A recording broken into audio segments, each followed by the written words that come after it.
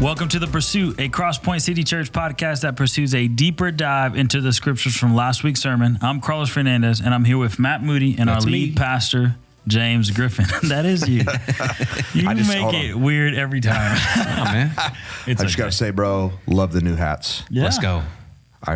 I was going to wear mine tonight as well, but I left it in my truck. So anyway, I'm glad you're sporting it. Yeah, Let's go. I didn't get one, so Hit up the merch area. You got to go buy at your one. location That's right. and buy it before they go out of stock. What are they, 25? Sure. Okay. Sure. There's Sounds something. great. There's something like that. Sounds great. So anyway.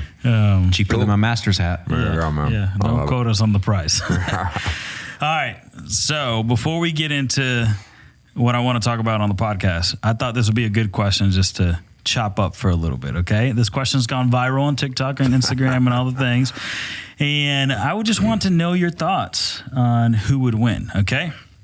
So who would win in a fight?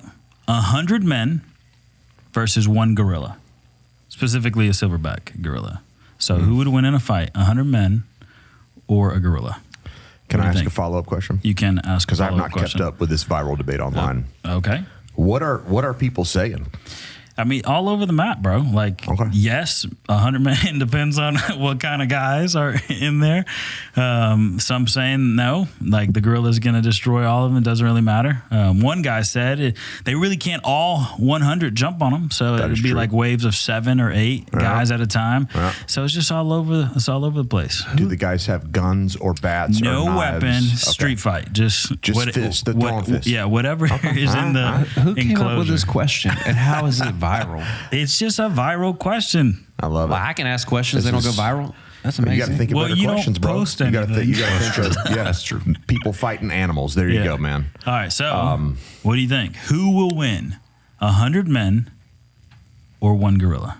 So 100 men versus one gorilla. If I had to put my money on it, I'm betting gorilla. Okay. Nah, man. 100 men. 100 men. Are you serious? Yeah, it's 100 versus 1. Okay, listen, man. Because I knew we were going to ask this question. I mean, but think about this. Before you answer Yep. it depends on who is in there. I don't know that it matters. No? Bro, 100 Marines, 100 Navy SEALs. They're still men. Listen, but they did. And the gorilla still gets tired. Listen, bro.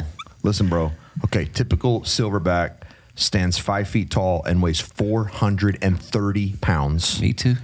Bro, silverbacks can lift over 1,763 pounds of dead weight. That's insane. Strong. I am reading here as well. Let's see, where was this?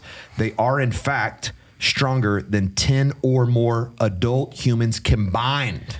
But not 100. So but listen to Carlos's point. You can only have so many dudes in there at one time fighting this gorilla. Yeah. So if he's stronger than 10 of those men combined at the same time, I'm betting on him. Silverbacks possess a bite force estimated at around 1,300 Oh, man, PSI. I forgot they got teeth. They got teeth. which is double that of lions, 650 PSI. So if that silverback bites you, bro, Oh, you done? you're done. Yeah, I'm pretty sure they got well, more I'm not in there endurance with the too. silverback as 100 other men. This says they can lift and throw objects with remarkable force, potentially shattering skulls with a single slam. Okay. That's exciting.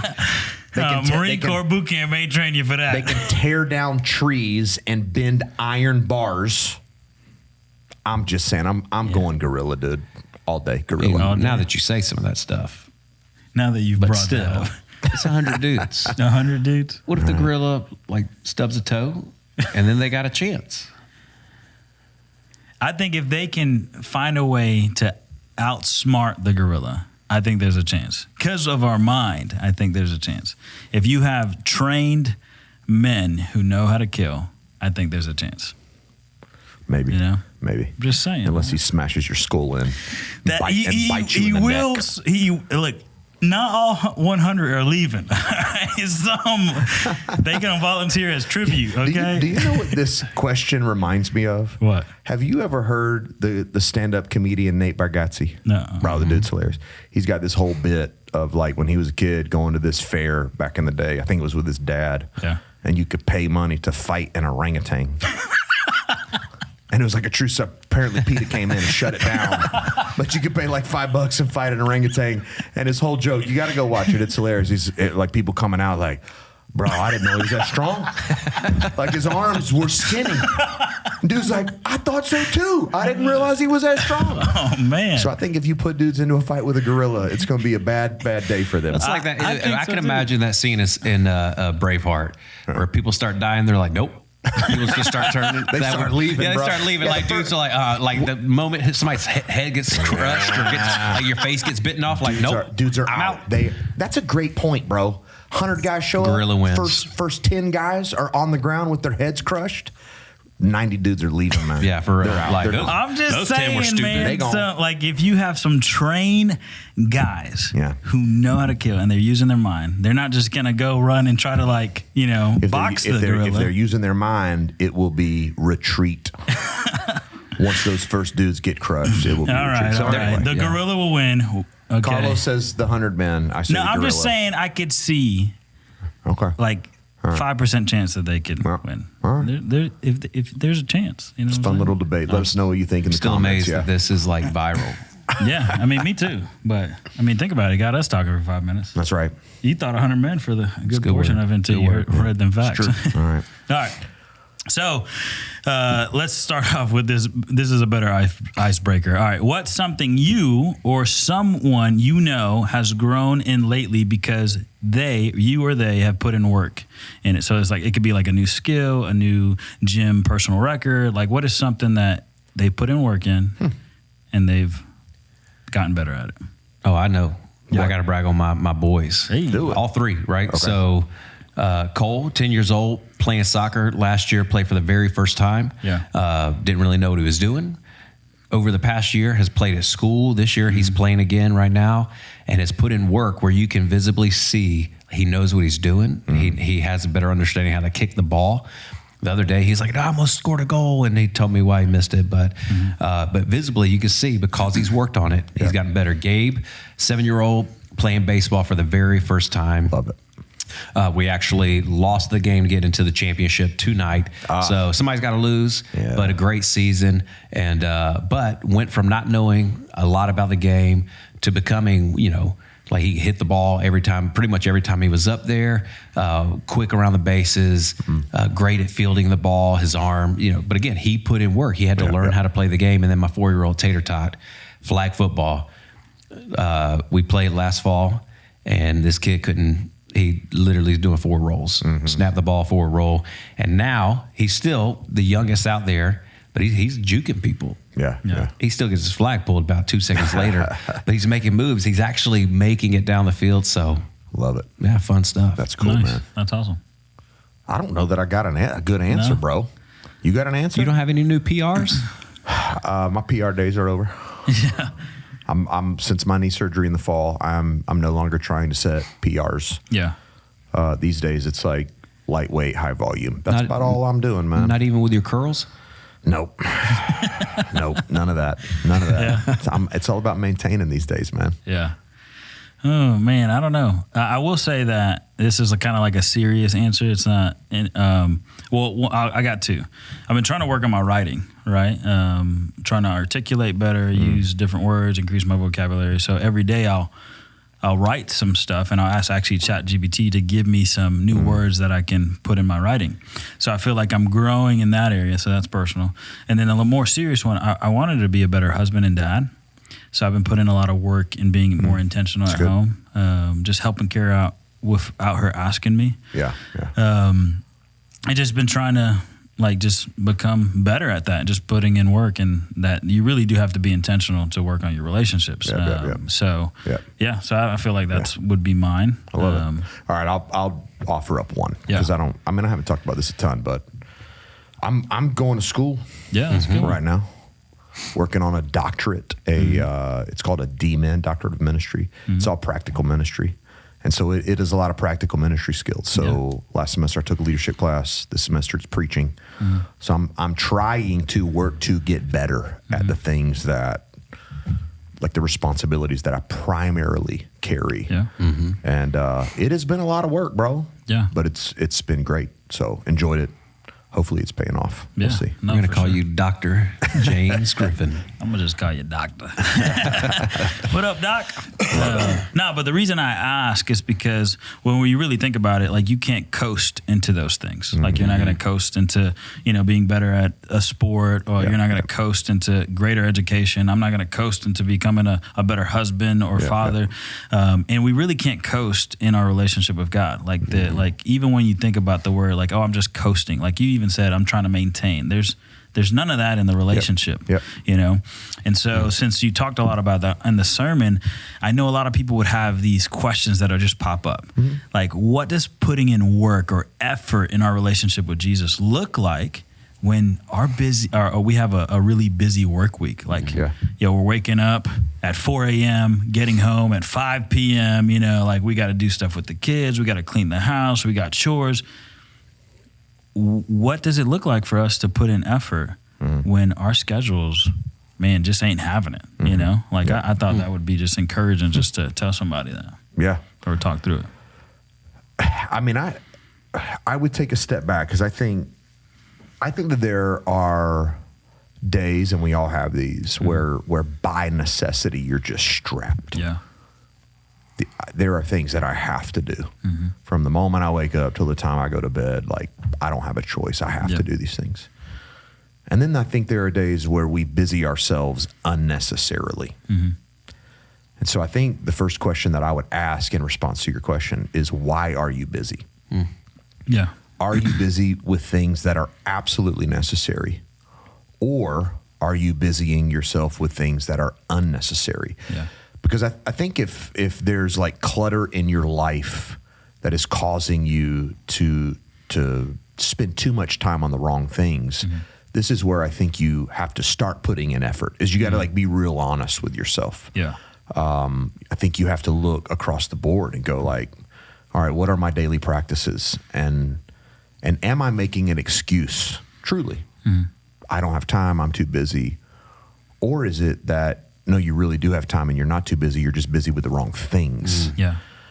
And so I think you pay attention to work, and you pay attention to sleep patterns, and you pay attention to social media use, and you pay attention to how much TV you're watching, and you pay attention to how much you're putting on the calendar for the kids. And I think we all have to take a really honest assessment, because if we're not careful, we can all drift into living that way. Yeah, for sure. I think the danger of living in a society like ours is that we wear busy as a badge of honor. Everybody is always busy. And so we just think this is how we're meant to do life. And nobody really questions it. This is how everybody lives, so this is how we're going to live. I just don't know that it's how God meant us to live. Yeah, for sure. So I think we got to start by taking an honest assessment. And is this the right kind of busy? Like, am I being productive with my time? Yeah. Or am I busy with the wrong things? Yeah. I mean, start that's a good question. So let's say that they're busy doing the right things. And then let's talk about we kind of already talked to the people that are busy doing the wrong things. If you have clutter in your life, you got to fix that. But let's say like the person, I mean, they don't spend a lot of time on social media. They're not, doing a lot of entertainment. They're not taking vacations every, 2-3 weeks, whatever. They're working most of the time. And they just feel like when they're not working, they're resting because they're exhausted. Like, how do we encourage them? Like, how do they prioritize God when they're doing just the responsibility stuff, the full-time job, school, the kids stuff, like all that stuff, and they don't even have time to watch a movie or, do stuff on social media and whatnot. Like, how do they prioritize God with all the real responsibility? I'm going to answer your question, and then I'm going to follow it up with a question. Okay. So I'm a big fan, and you guys have heard me talk to our staff about this. I'm a big fan of building healthy rhythms into your life. Yeah. Balance is a myth. So when people say, I want to live a more balanced life, good luck. You will never achieve that. You just won't. Okay. Balance is a myth. A lot of days, your job will demand more hours from you than your family will demand. Like let's just talk to all of our men for a moment. If you're working a full-time job as a man, providing for your family, you're probably spending a whole lot more time at work each day than you are with your wife and your kids. Yeah. Right? So you're going to put in, 8 a.m. to 5 p.m., 8 a.m. to 6, and then you're going to come home and see your wife and kids for a couple hours before everybody crashes and goes to bed. Yeah. So building a healthy rhythm would mean Monday through Friday, that's the reality of it. Work is going to get a lot of me and the family won't get a lot of me. And so on Saturday, the family will get all of me. Yeah. So I know I'm going to work hard on these days, and then on this day, they have my full undivided attention. Nobody else gets me, man. Yeah. So you're building in these rhythms. I think we've got to approach our relationship with God in a similar way. For sure. So the thing that I've often coached our team to do, you guys have heard me talk about this, is like every day you've got to figure out how to build a rhythm, a daily rhythm into your life that would allow you to be with God while still doing the things that you're responsible for. Yeah. And what I always tell people to do is give God your undivided attention when you're at your best. For some of us, that's going to be first thing in the morning. Yeah. For some of us, it's going to be on our lunch break. For some of us, it's going to be before we go to bed at night. And so you've got to know yourself in that regard. It's like, when are you at your best? Give God that. Some of you, it's going to require, I got to get out of bed 30 minutes earlier than I'm getting up right now, which means you're going to have to go to bed a little bit earlier at night. Yeah. Which means that when there is that temptation, like I want to just binge watch a couple Netflix shows, you may not need to do that. Because what that's going to mean is you're going to sleep later, you're not going to get up early, and you're going to miss out on that time with the Lord, Yeah. If you're best in the afternoons, it may mean that you got to tell some of your coworkers, like, hey, I can't go to lunch with y'all today because I've got to invest in another relationship. Yeah. And you do that. So again, I think you got to know you've got to build in daily rhythms. I would say you have to build in weekly rhythms. Okay. I think it's really important for us to build Sabbath rest into our lives. Sure. Because here's the deal. When you take time, let's just say for a day, and you slow down and you stop working and doing all the busy stuff that you do every day, it just has a way of reminding you that you're not God. Yeah. And that you can stop with all the busyness of life, and the world will go on just fine without you. God's in charge. He's in control. He's doing just fine without you being so busy with everything. And so I think slowing down and taking that Sabbath rest is so important. I also think that being in church with your family each week is really important in this regard. Absolutely. And I always struggle when people are too busy to gather corporately with the people of God. It's like, this is kind of like our thing, man. Yeah. This is what we do. And I'm not trying to shame or guilt anybody. I want our people to understand the importance of this. Yeah. I am grateful that I was raised by parents who taught me, we don't let anything get in the way of this. No, man, every single week we're gathering with our church family, our spiritual family. We're going to make much of God. We're going to show up and serve. Like this is what we do. And everything else on this day comes after that. Like if we can't make time, a couple hours every week on a certain day to just go, God, this is all yours, I think you need to reassess some things in your life. I would say you're too busy. So my answer to that question would be rhythm. You have to figure out how to build healthy rhythms into your life so that you can be with God. And busyness just can't be an excuse. But I'm reading a book right now by R.T. Kendall. It's called Anointing. So good. And he shared a story about Martin Luther. He was talking about prayer, and he was just talking about how few pastors today pray. Yeah. And he talked about Martin Luther, and he quoted him. Martin Luther was like, man, I've got such a busy day today, so I need to spend 2 hours, not 3, or I need to spend 3 hours, not 2 hours in prayer before I start. And the whole idea is like, well, I'm too busy to be with God. It's like, dude, you're too busy not to be with God. If you really want to be empowered to do the life that you're trying to do, you need to be with him and commune with him and meet with him and allow his presence to really fuel the rest of what you're doing in life, your parenting, your marriage, your work, all of those things. So it requires a lot of intentionality. Yeah. And to the point that I made in the sermon, maybe we'll talk about this a little bit later in the podcast, but part of this too is just identifying what are those distractions in your life that are preventing you from putting an effort to your relationship with God. And you have to work to eliminate those. Yeah. No, I mean, I love that. I would say the same thing. Like, if you're too busy to spend time with God, you're just too busy. and you have to understand that, and you need to start saying no to things, or need to find those gaps in time, right, that you can spend with God. Like, you got a lunch break, I mean, I used to work at a warehouse when I was like 18, and I got an hour lunch break, and then I had 2 15-minute breaks. It was a 12-hour shift. And I just remember I would go to my car and I would read my Bible during the 15-minute shifts, I had an hour drive to the job, and I would listen to the Bible. So just trying to be practical, but be intentional, right? Well, dude, to your point, not to cut you off, but I love what you just said too about the drive, because that's a simple way to invest. Is redeem your commute. If you spend a lot of time in the car each day, instead of like listening to talk radio or listening to the music, whatever, turn on the podcast, listen to a sermon, listen to the Bible app. Like, there are ways to redeem your commute and to use that time that you have in the car to connect with God. I mean, dude, I have a very short drive. My house is like 3 minutes from the office. But still, bro, like every time I'm in the truck, it's a podcast. I'm listening to something, even in the short time I'm in there. Because for me, it's one of the only spaces that I have that's like quiet and nobody else is around. And so it's like, dude, I can take this time to really glean some truth from the Word of God or from a sermon or whatever. I do the same thing in the gym, bro. When I work out, when I go lift, I'm a podcast guy. And there's a few preachers that I'll listen to, and I'll just pick one. There's a few podcasts that I listen to. I'll pick one.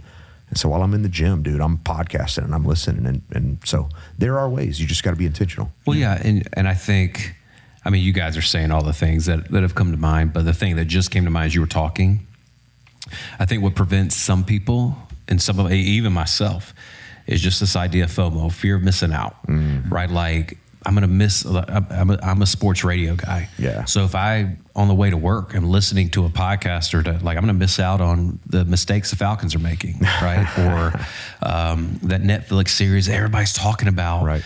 Well, if I can't binge watch that because I need to, there's this like, I think the idea is, what do you need to give up? I mean, it's what you're saying. And sometimes it's going to feel like you're missing out on something, but you have to realize, like, that's worth missing out on, because what you're really missing out on is this relationship with the Father who loves you, right? And you can't know Him if you're not spending time with Him. That's right. You can't truly, I think, it's the whole idea of like your spouse, right? If you never spend time with your spouse, talking to her, listening to her, all the things. Do you truly have a relationship with her, or is it just transactional? Right.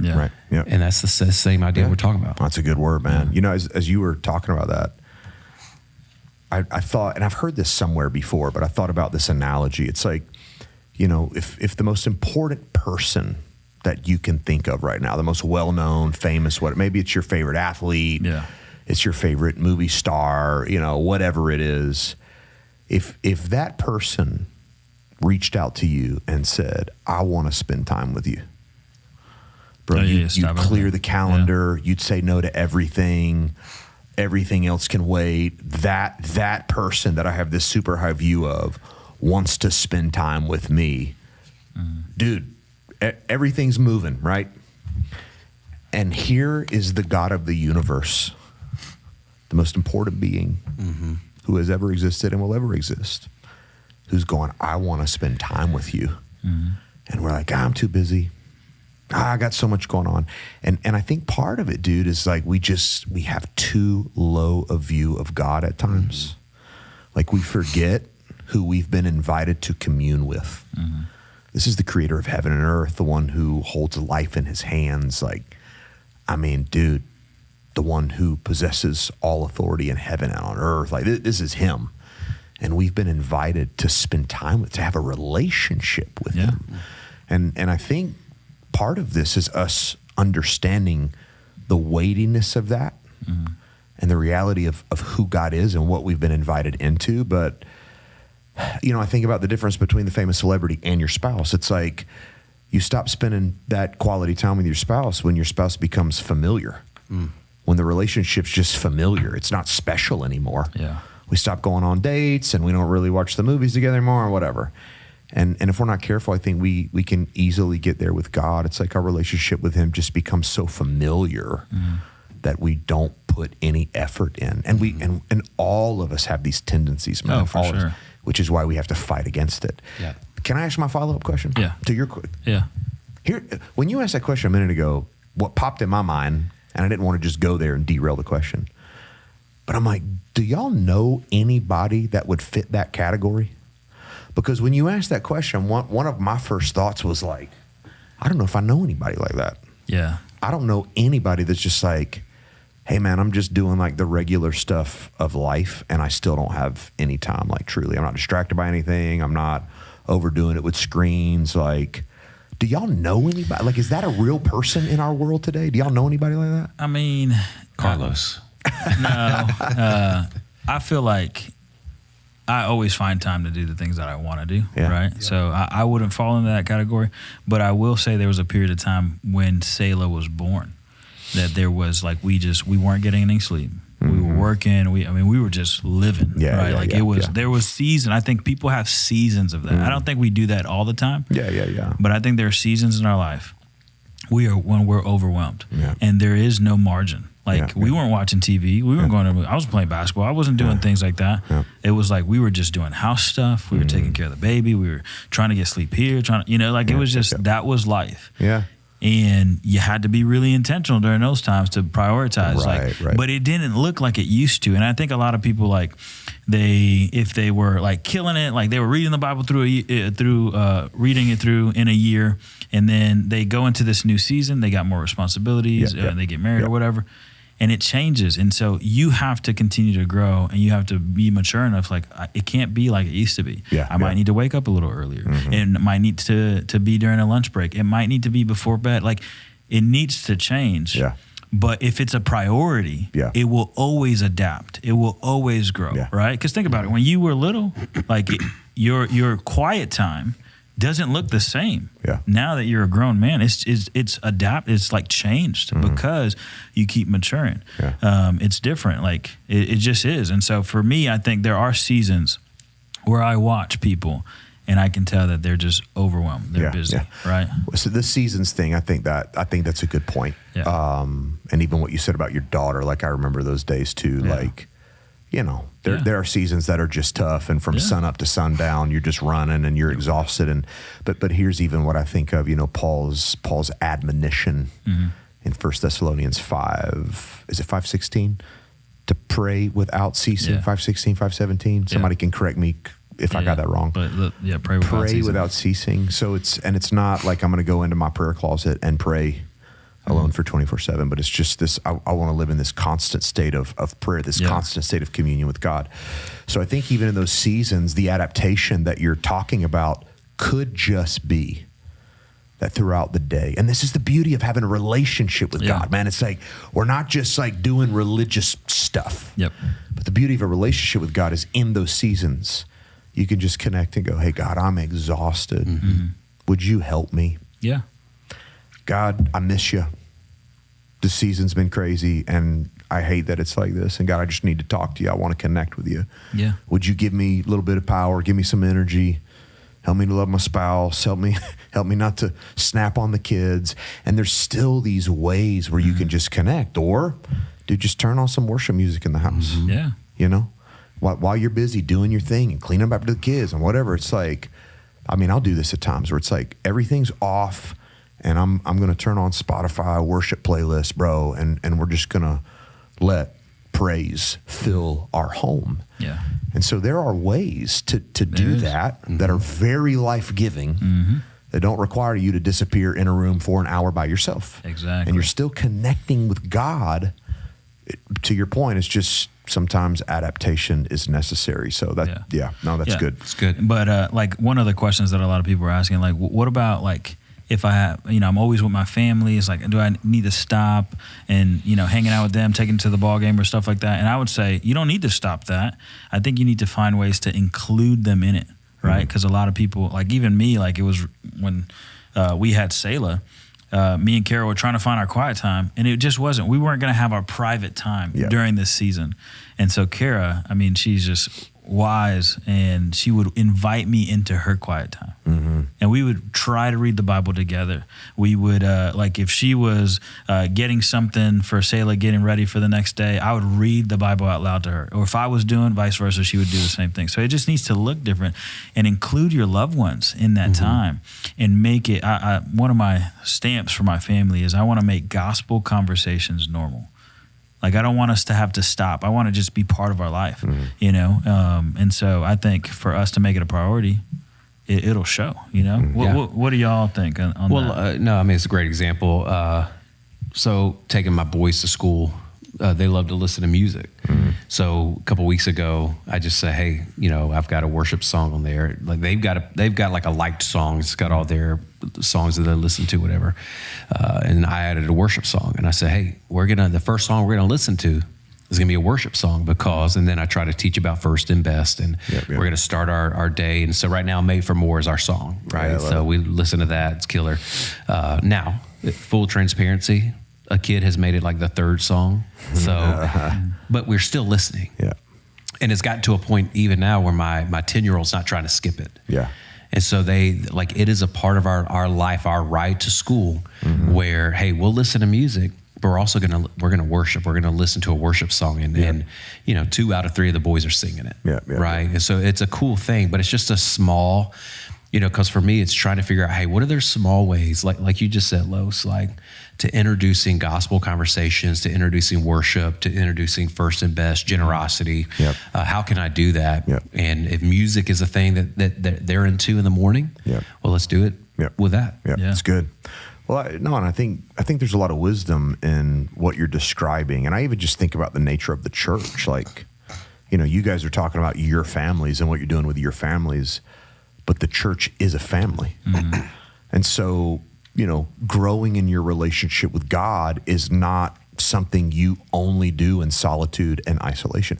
I think solitude and silence is really important. Absolutely, Like those spiritual disciplines of you slowing down and getting alone into the presence of God and just being quiet before Him. It's transformational. Oh, absolutely. You spending time in your word or in His word on your own, transformational. You connecting with God through prayer, one-on-one, transformational. But so is doing all of those things with other people. And again, I always think about the fact that in the same way your families have shaped you, and then as men, you're now trying to shape your families. God's desire is to use His family, the church, to shape us. And so this is not like all one-on-one stuff. It's just me and God all the time.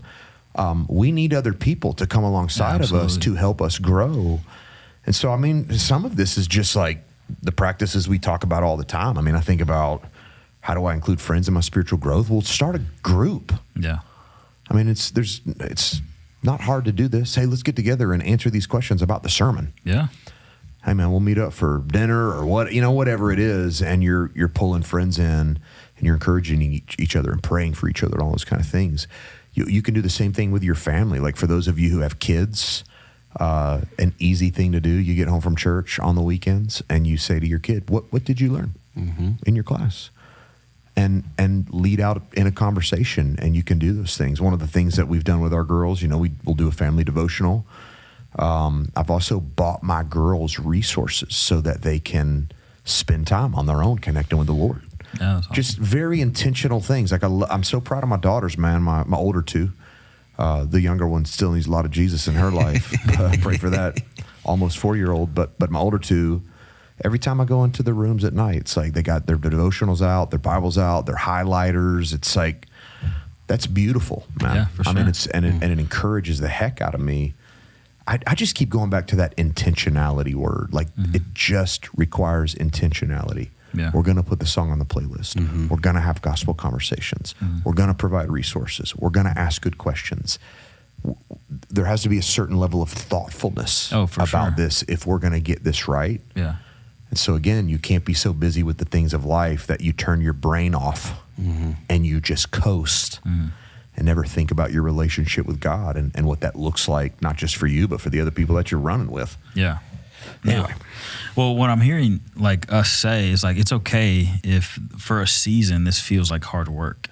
You know, like it feels like we're working hard, trying to do all these things, trying to figure out the rhythms and whatnot. Like it's okay that it's not always, you know, sunshine and rainbows and all the things. And we have to understand that it will be work. I mean, they're called disciplines for a reason, right? We're practicing these spiritual disciplines. But I think there's a good question is, what if people are practicing the spiritual disciplines and they're not feeling closer to God? Like, how would we like encourage somebody? I love that. Yeah. Well, let me just say one thing before I answer that, but it ties into the answer, okay? Yeah. When you talk about, it's work, any relationship for sure requires work, dude. And again, this is the difference between Christianity and other belief systems is we have been saved into a personal relationship with the God of the universe, which is amazing. He's our Father. Yeah. It's crazy, right? That we get to call on him in that way and interact with him personally. And it's all because of Jesus. The fascinating thing about the relationship is that we've been invited in because of grace. That we don't work our way in, but once we're in, we got to work at the relationship. Yeah. The grace of God gets us in. The sacrifice of Jesus gets us in. We're saved by grace alone, through faith alone, in Christ alone. It's not a result of works. So we go from death to life. We go from hell to heaven. Yeah. We go from orphan to being in the family, all those things because of faith in Jesus and his finished work on the cross. That is it. Yeah. But once we're in the relationship, it's like any other relationship. I got to work at my marriage. Got to work at parenting my kids. I got to work at my friendships. Relationships aren't healthy by accident. Yeah. And the same is true when it comes to our relationship with God. So to get to your question, I'm doing these things, but I don't feel closer.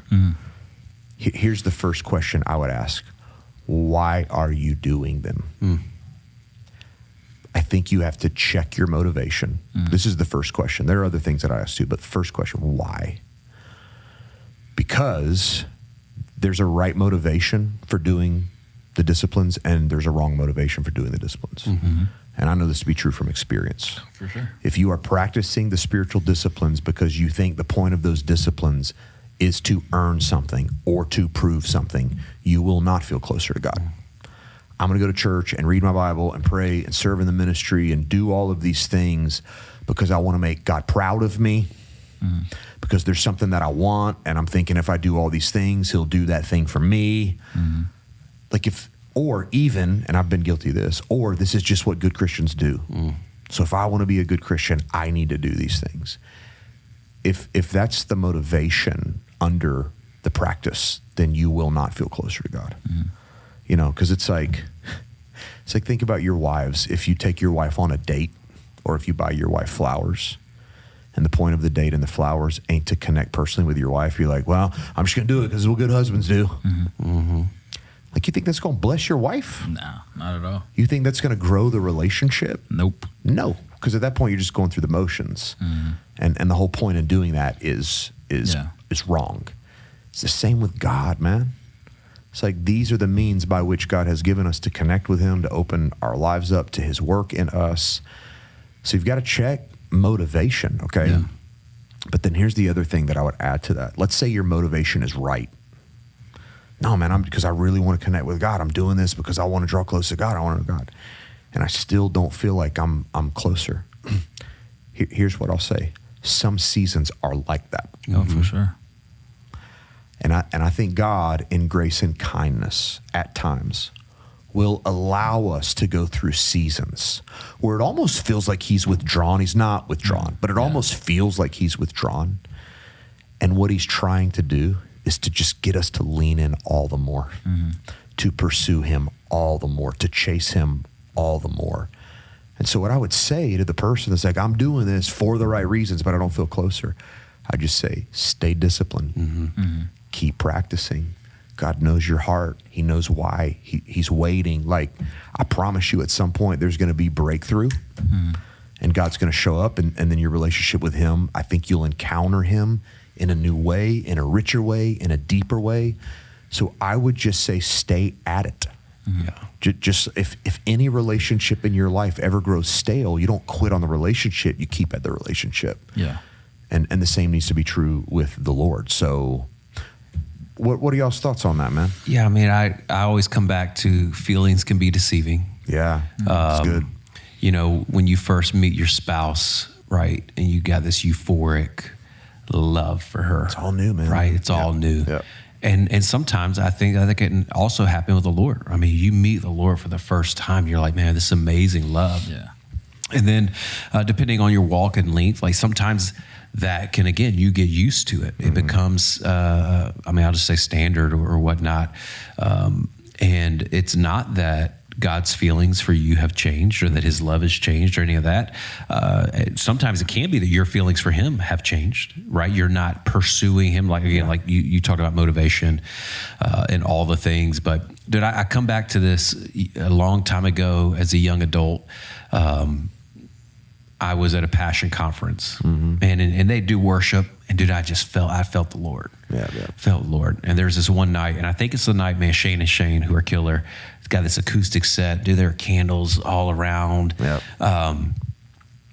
And dude, they're doing this killer worship set, and I feel nothing. I feel nothing. And dude, I'm pleading with the Lord. Yep. Like I want like all these people hands up, and they're like, but I feel nothing. And then I just remember that God saying to me, because it's not about you pursuing this feeling. It's about you pursuing me.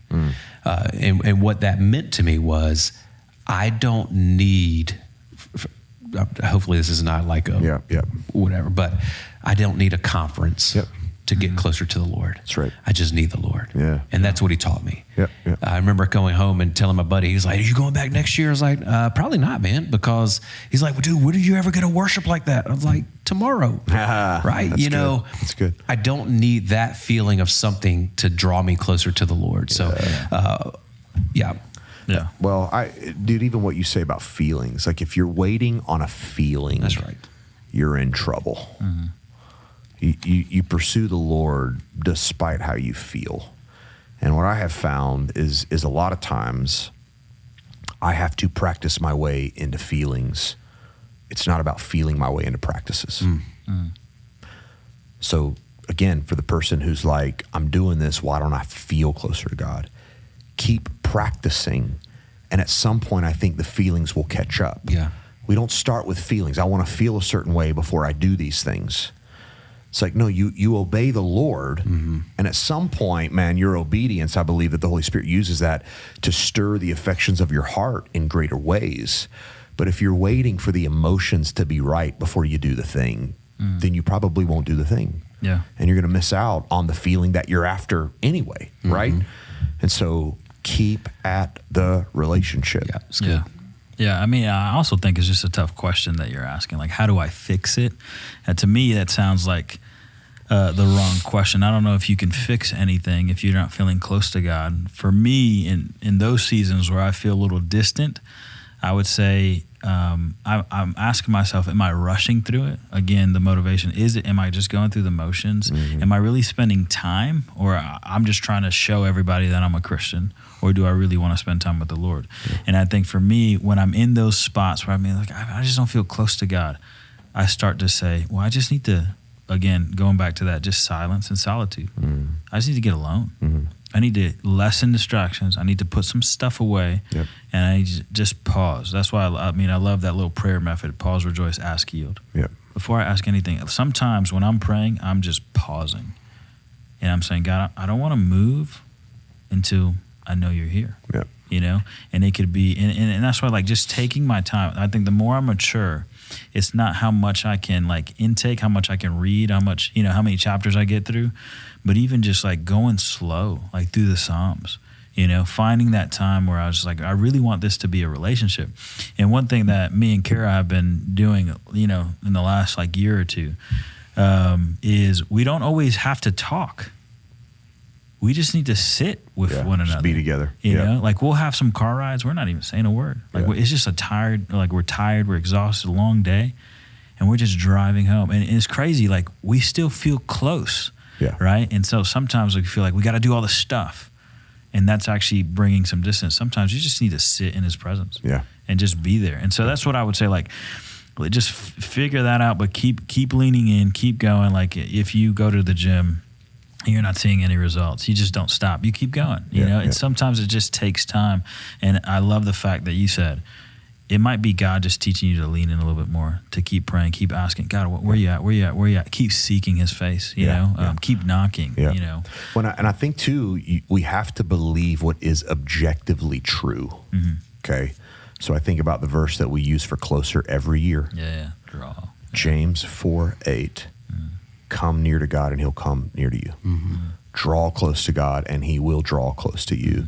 So in those moments where you are drawing close for the right reasons and you don't feel it, you have to choose in that moment to believe what is objectively true. I know that God in his word says that when I draw close, he's drawing close.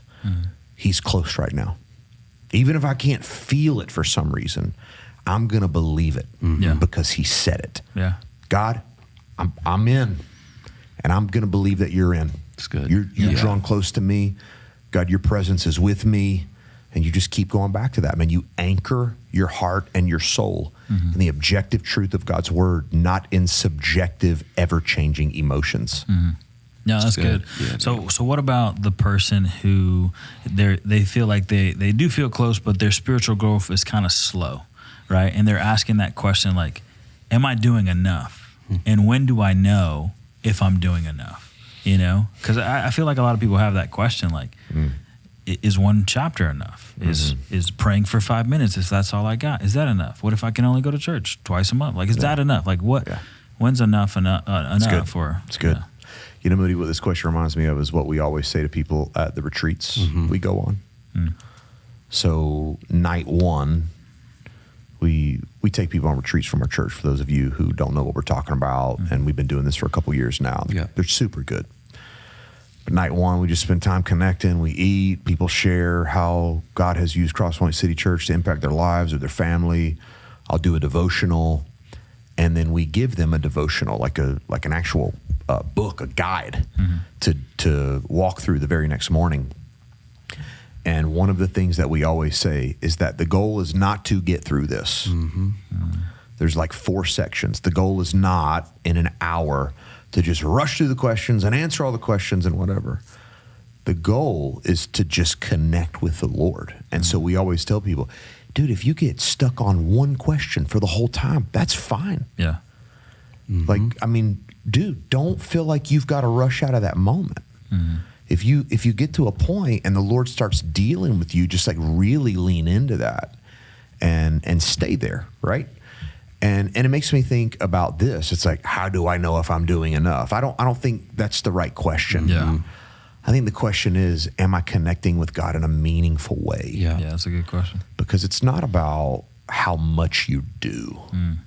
It is about why you're doing it, the heart behind it, and is it fostering true relationship between you and the Lord?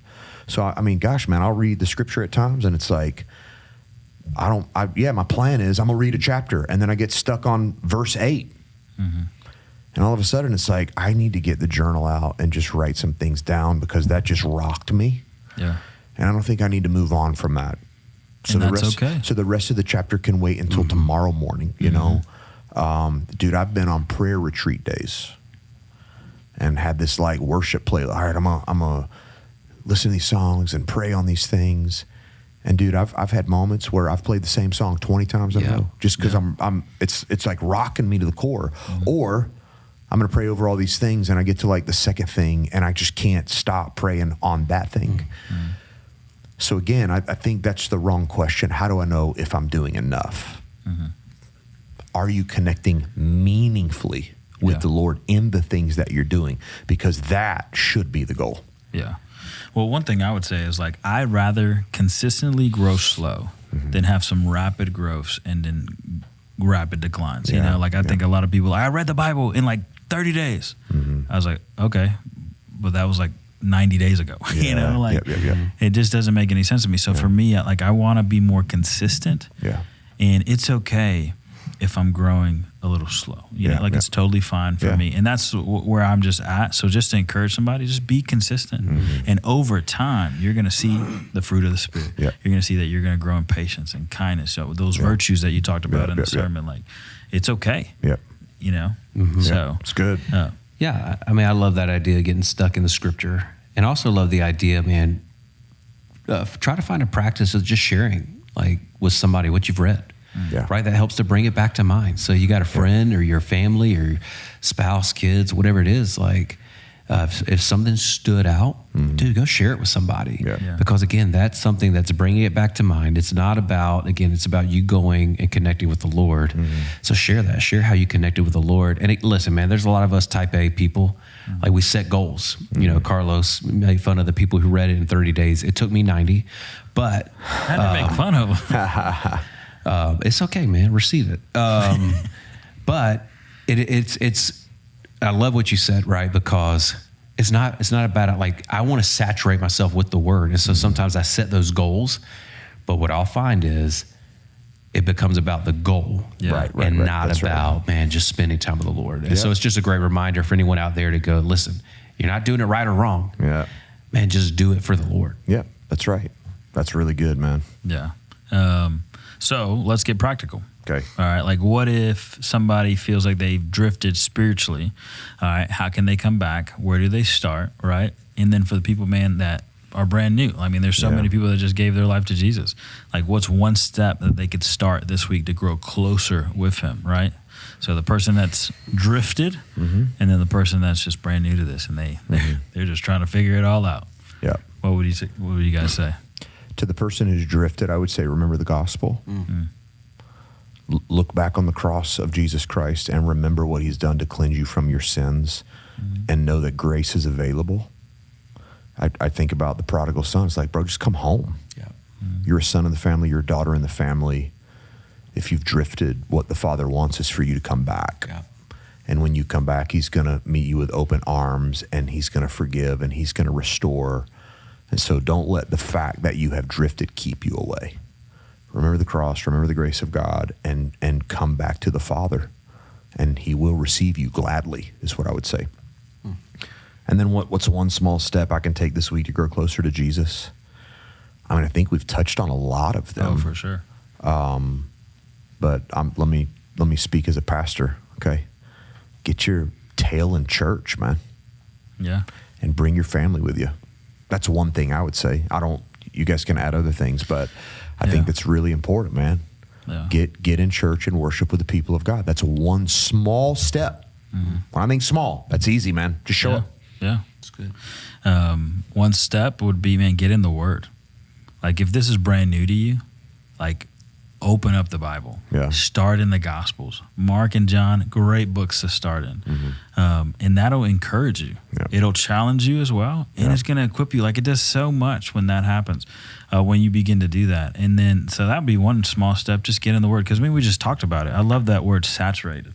You know, like, just dive deep into the Word. Yep. Like, it's going to benefit your life so much. And then if you're drifting, the same thing.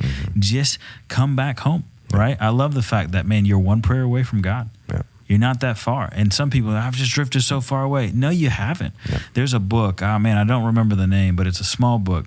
And it's talking about Jesus moving into your house.